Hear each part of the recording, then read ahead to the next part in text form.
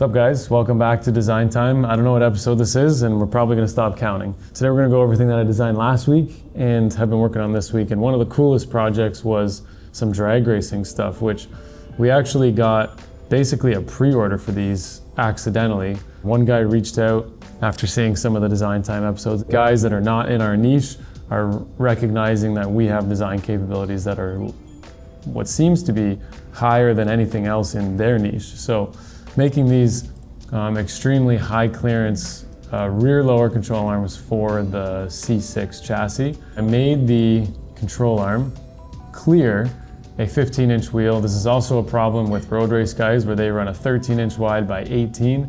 The same interference happens right in this huge bulky area. Now, this bulky area is for a reason. This is an aluminum control arm, and your highest stress is going to be where the shock is mounting on the control arm. Not the highest stress, but there is a ton of force here, especially with downforce cars and everything. So this area is significantly reinforced versus the rest of the control arm, and that's due to the material. So changing the material to the two types that we use, chromoly and then the alloy steel plate, we are significantly able to reduce it, but we still need to maintain some bracing, some structure.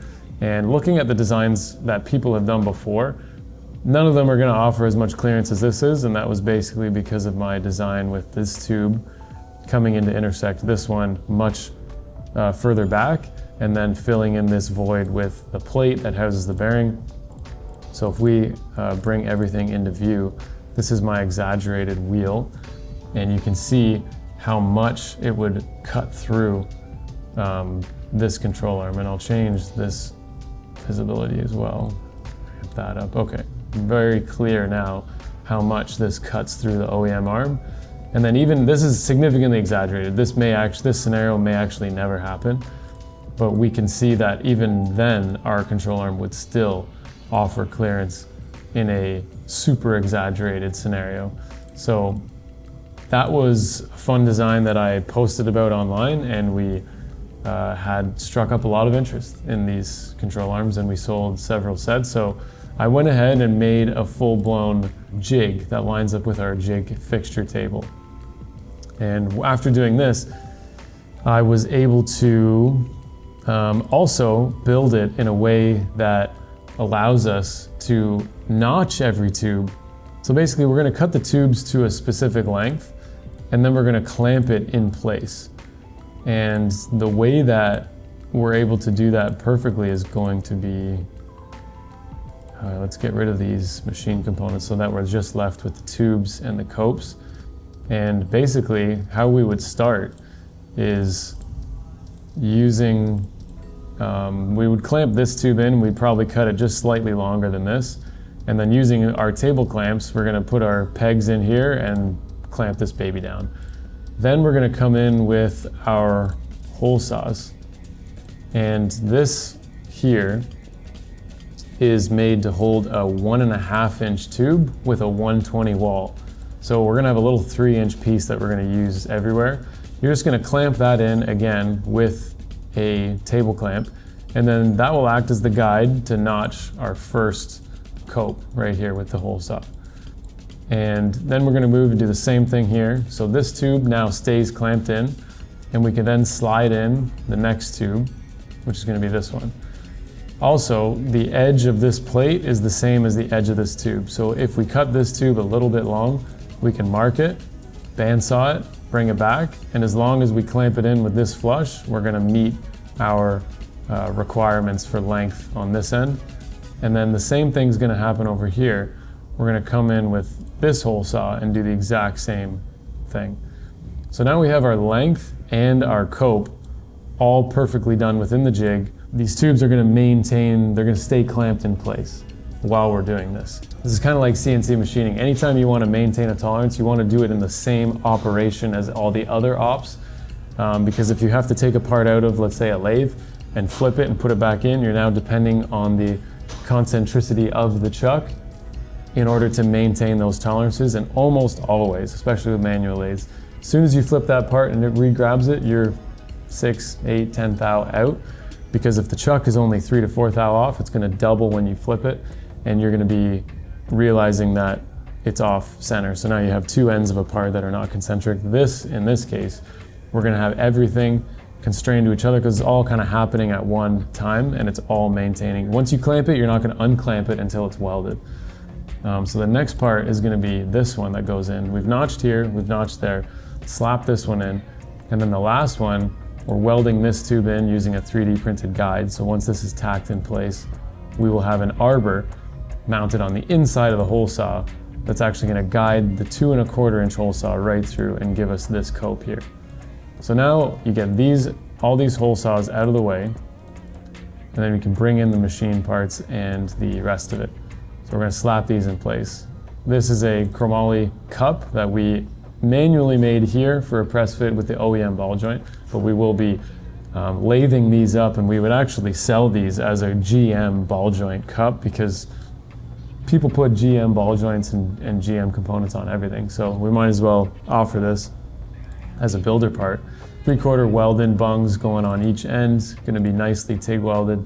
And then we have this plate, it's on a slight angle to match. This plate is really only gonna fit in one spot, and it's gonna slightly touch this bracket and this bracket, so that this plate, you're basically gonna set it in place and there won't be anywhere else for it to really go. And we've also got alignment tabs on all these parts. And then this sway bar, it's really only gonna go in one spot. Again, your limit is basically this tube. And it's also, as long as you have a square on the table holding this vertical, you're good to go. This is gonna be in the exactly correct place. All said and done, that's gonna be the process for one of these control arms, and we're gonna have to double it and do a mirrored version of this. So we're gonna be doing this pretty soon. Myself or Rain, we did just have Black Friday. It was a really strong Black Friday, a lot of new parts, a lot of parts that you guys have seen in design time. If we go to the next thing, I don't see it because I'm blocked by my screen recording. Oh, classic. I did this last week as well. This is the new caster display. We can change the way it looks through our display. This is how it actually prints. So it works exactly how you see on the screen. We have a slide, we can change the mechanical trail built into the knuckle, and that will translate into differences. I can do it much faster on the computer. So I've picked this position. This is with the wheel in the middle. I can change to a negative trail orientation, which is very similar to how mountain bikes are set up. They have a fork offset, moving the wheel forward. This is because they run such large tires, it would have too much caster. So they run a offset to reduce the amount of caster, and you can kind of see that here. This line is different from this one, and then it's even worse with this one. Now this one is what is commonly used in drifting to manipulate the caster and get better contact patch. So for example, if I wanted to run this wheel and this amount of mechanical trail, I could offset the spindle and then reduce the angle and have the same amount of trail. So now I've reduced my caster. Now what does reducing caster do? Well, it gives you a different amount of tire contact at lock, because caster, camber, and KPI all kind of work together and they change the way that the tire is landing on the pavement. So reducing any of these angles and compensating for it with some mechanical trail can be beneficial. It can also make it way worse. So there's definitely a fine line with how much you want to play with that. The most common, and especially on older cars, you'll see like an old Mustang knuckle, everything's just bang in a line, just like this, bang in a line. Whereas the newer models have virtual pivot points with dual control arms, and the spindle offset is kind of like ever changing with how they are articulating. And things are a lot more complicated, and this is to perfect scrub radius and other things for everyday road cars. Whereas back in the old day, it was very cut and dry, very much just, this is how it is. That's all I'm gonna say on this. You can buy this or you can watch the video that we did on it, where we cover some basics. Ultimately, buying it and playing with it is gonna teach you more than anything that you can absorb through me telling you. So on to the next thing that we did.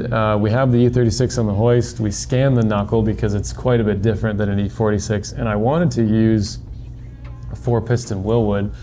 And once again, the E46 325 CI front rotor comes into play because of its very low offset. It's got a 50 millimeter tall rotor, whereas all the other rotors that go in the rear of these cars are very deep, 70, 75 millimeters because of the drum. So getting a much shallower rotor and not needing the parking brake gives us a bunch of room now to make brackets. So you can see on the screen, we have room. We have room to play with, whereas the factory rotor is basically surrounding all of this stuff. So I was able to sandwich a very simple plate, just like this, very simple. Cut out of our alloy steel with a spacer on the back, affordable, cheap. Like if you buy this kit, you're mostly paying for the caliper, not necessarily the bracket. We put a 50% margin on this bracket. It's not gonna cost very much. So that gives us the ability to put a dual caliper on the E36 running a E82 or an E90 caliper. Now these calipers are cheap. Rock Auto, I think like 70 bucks or something. And they bolt right up to the E36. So basically we just run a spacer between these two mounts just to move the caliper out to match where the rotor is. Then you got your Willwood. All in all, it's going to be quite an affordable kit, and it's really easy for us to just whip it up and put it on, and it's going to work great. A lot of the times I've seen with these chassis, the brake calipers and the mounts that they've used, they break off because you're not using enough hardware to hold it in place. Whereas with this bracket, we're able to use 2 of these M8s and then 2 of these M6s, and we're able to catch all of them and make a pretty strong bracket that's not going to fail on you. So I think because they're using the stock rotor, they have to do so many offsets and setbacks that's why those brackets are basically failing under any heavy use or grippy tires and stuff like that. And then last, but certainly not least, I'm making this for my house. So basically to work on your forearms, I go to the gym all the time and just wanted to do some different forearm exercises. You can buy this forearm gantry style thing that's got 2 bars and you squeeze them together and it lifts a plate. And I was really shocked to find that you can't actually, nobody makes one that's like a pogo stick where you pull up on the second handle here and then you actually just pull the handles together and it basically pushes the rod against the ground. So this tube would essentially just push against the ground, therefore lifting the plate. And this would be really easy to like tuck away in the corner. The cost is going to be significantly lower than the ones that I've seen. And you could stack as many plates as you want, like a couple 100 pounds pretty easily. The only mechanism I had to design, which was pretty fun, was this lock, because I need to take off this and I need to take off this in order to get the plates on top of this tube. So I had to have a way to catch it. So basically I used a contact constraint within Fusion and I made this pin, and I've gotten good at it now, but basically with contact sets, you can't touch anything. It's kind of like playing Operation back in the day. So you have to like stay between the lines. And yeah, I did make it yesterday, last night, and it works much easier in person. So essentially, you're just gonna turn and lift, and that's how you're gonna add your plates. You're gonna put this on, turn and clamp, and basically you're gonna be squeezing and pulling this up, which is gonna have plates on the bottom of this, and it's gonna lift those plates and push against the ground. And if nobody wants these, then it'll never turn into a product of any kind. I'll at least have one of my own at home. So it's always a silver lining to anything that doesn't work out. You still get to use it. And that's pretty much it for design time. We did do more things, but those were like kind of the highlights. And then I couldn't pick the one because it's behind my time display. So you're not, we'll find out what that is after I stop the screen recording. Well, let's just stop the screen recording now. And what was it? Oh, it was a good one. Anti-squat increase plates that we're putting onto the C6, which go hand in hand with these drag lowers. Good thing I stopped the screen recording. You can see them, how on the subframe, we needed to mount this higher to increase anti-squat. This is a product that doesn't actually exist, which I was really shocked. So basically this was the prototype, and you can see how it raises that hole, and you will need to drill that through. And the actual product itself, all finished, part numbered and everything, looks like this. Billet plates machined, These bolts just lock it in place so that you don't have to flop around with them, but they basically clip into the factory slot. And yeah, that's all we got for you. We'll see you next week where we're gonna have a bunch more things. I'm doing the seminar that we launched tomorrow. This is a live 10 seats seminar that I will do over Google Meets. I already sent the email and I already sent the invitations to everyone that signed up. We sold out within a couple of hours, which I did not expect. And what we're gonna be doing is taking the Genesis control arms, which I'm gonna do a bunch ahead of time because it's too redundant to watch that over and over again. We only have an hour and a half together. Basically gonna create the assembly, design a new control arm, all in place, focusing on how you should be utilizing internal, external components, how you should be using your scan and getting the data that you need from the scan in order to design something, and basically the workflow, design to manufacture. A lot of people know how to design. I know a lot of engineers that have never actually made anything. They've only designed things. So there's a big, big difference, especially up here, when you've built so many different things, to know what kind of tolerances are required to actually make something function. Without doing it, you just won't know. So that's what this seminar is going to cover. And if you are ever interested, just send us an email and we can get you set up on the next course, because I'm going to do this every 2 weeks. It does cost money, but the time is not free. And I've been doing this for a long time. So sharing this knowledge, doing this way, there are some tips that I could say in the first 5 minutes where you would probably save thousands of dollars and hundreds of hours just by applying whatever I tell you. Because I spent thousands of dollars and thousands of hours learning these things that I'm just going to tell you. So that's it for this video. I said that 3 times. See you on the next one.